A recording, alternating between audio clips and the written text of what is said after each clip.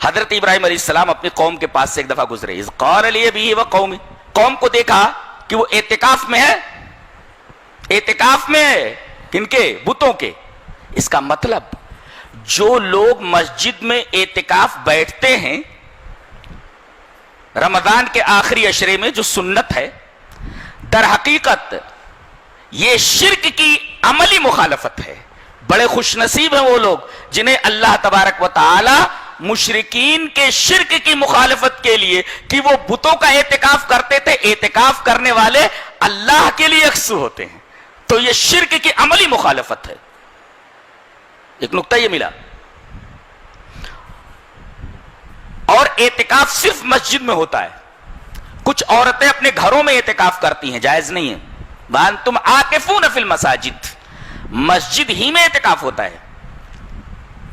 ہاں اگر مسجد کے اندر پردے کا انتظام ہے اور کسی طریقے کا کوئی شر پھیلنے کا اندیشہ نہیں ہے، وہاں مرد نہ جاتے ہوں، تو پردے کھینچ کر کے وہ مسجد میں اعتکاف کر سکتی ہیں۔ لیکن اگر کسی فتنے کا خوف ہو تو یہ نفل ہے، ثواب تو بہت زیادہ ہے لیکن نفل ہے، اس کے لیے عورتیں اصرار نہ کریں۔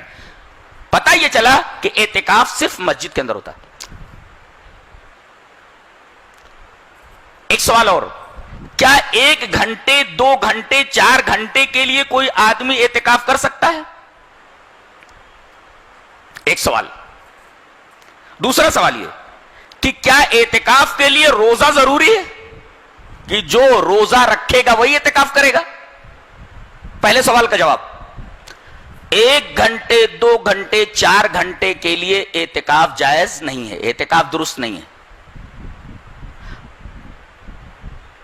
دوسرے سوال کا جواب، اعتکاف کے لیے رمضان میں روزہ شرط ہے، روزہ ضروری ہے، لیکن غیر رمضان میں اعتکاف کے لیے روزہ ضروری نہیں ہے۔ دلیل، حضرت عمر رضی اللہ تعالی عنہ نے کہا کہ اے اللہ کے رسول، میں نے 1 رات کے اعتکاف کی نذر مانی ہے تو میں نذر پوری کروں؟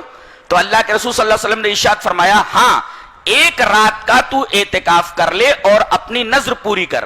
اس سے 2 باتیں معلوم ہوئی کہ 1 رات کا اعتکاف آدمی کر سکتا ہے، اس سے کم کا اعتکاف ثابت نہیں ہے۔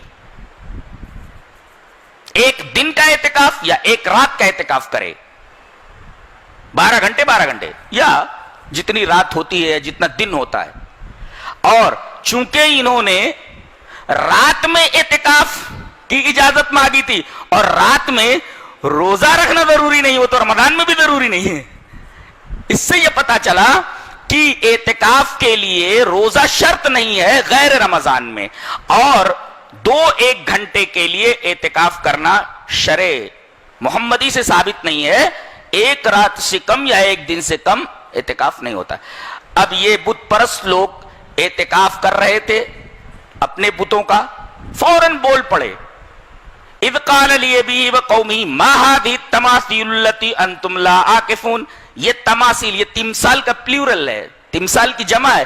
یہ تماثیل کیا ہیں جن پر تم اعتکاف کرو؟ تمثال کا کیا مطلب ہوتا ہے؟ کسی چیز کی ہو بہو نقل۔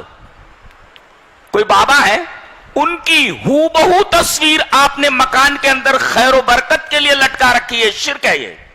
اس لیے کہ کسی چیز کی ہو بہو تصویر، دیٹ از کالڈ تمثال۔